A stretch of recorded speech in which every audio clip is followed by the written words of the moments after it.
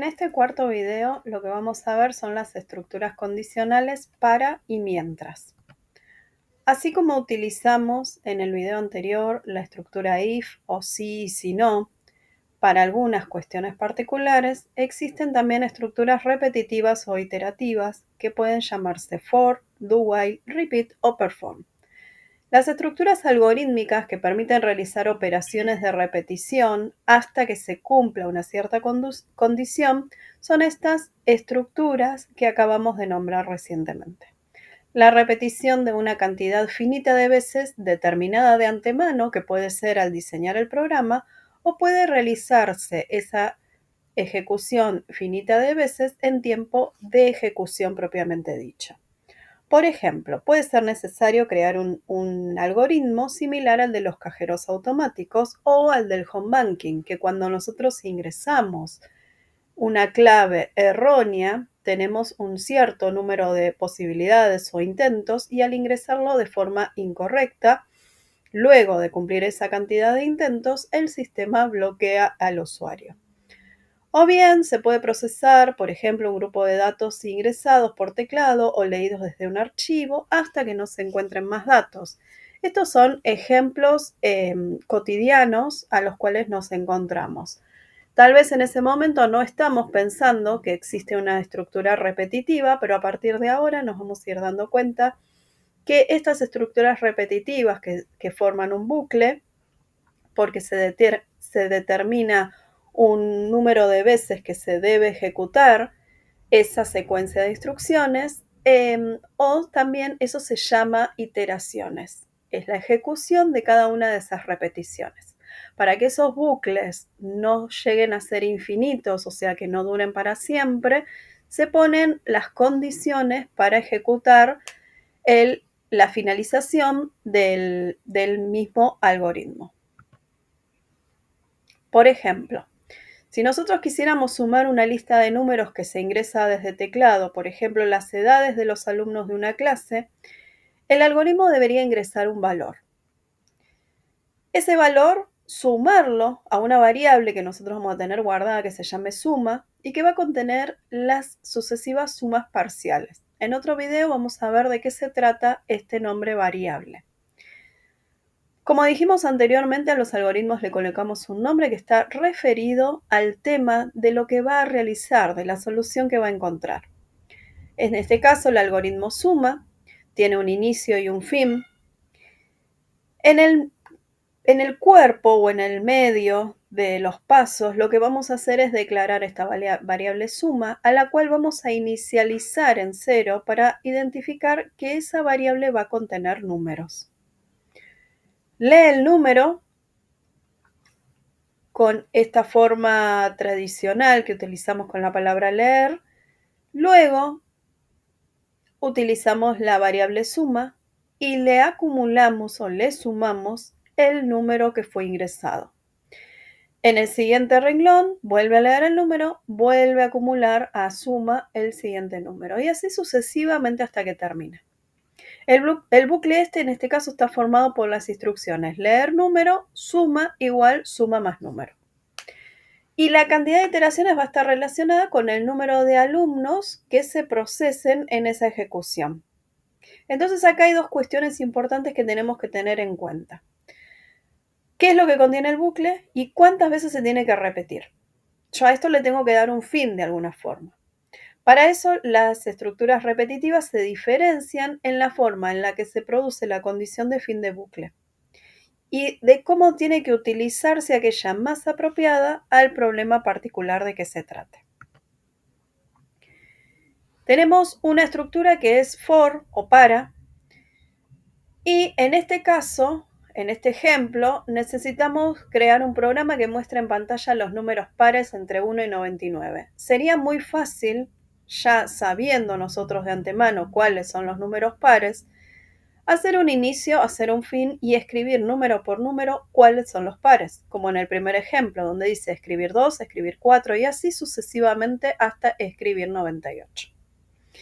En este caso, lo que se desea es una secuencia de números pares que van desde 2 hasta 98.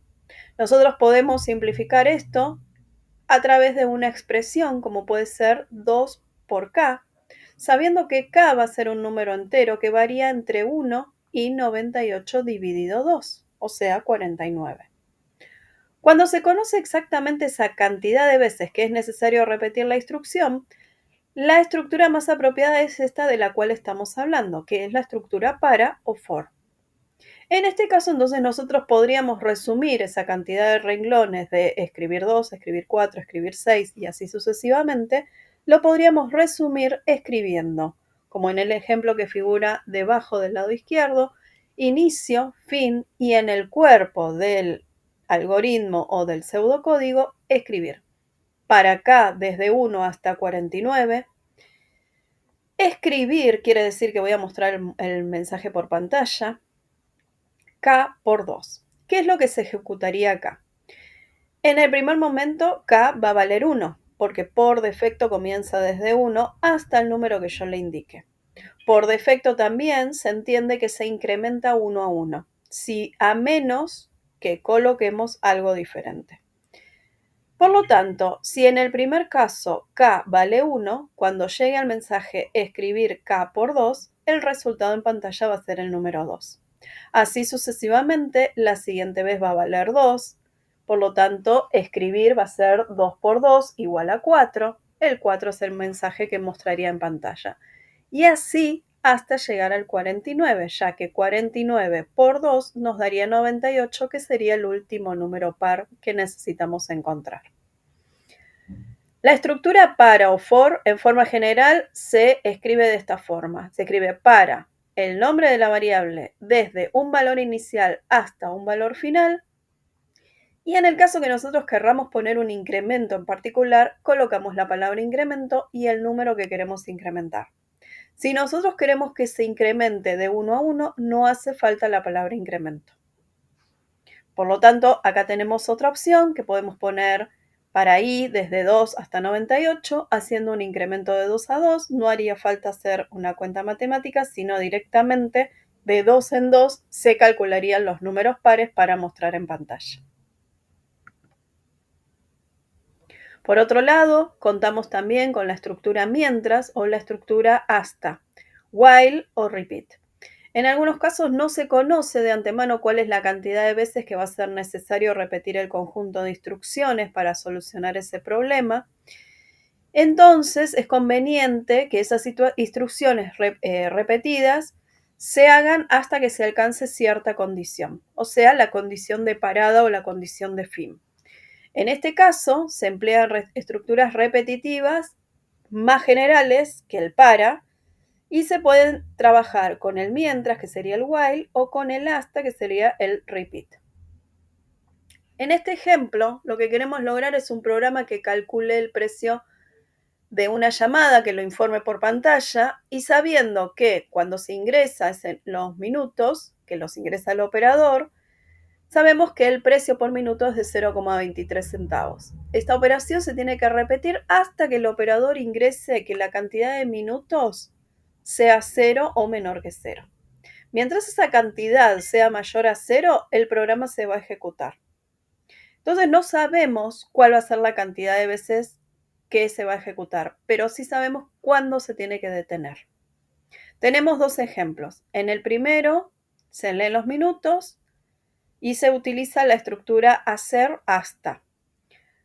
Se leen los minutos, se calcula el precio de los minutos por 0,23, se escribe el precio y se vuelve a leer los minutos. ¿Qué pasa? Acá, si en el primer caso hubiese ingresado leer minutos 0, se hubiesen ejecutado las primeras dos sentencias de igual modo.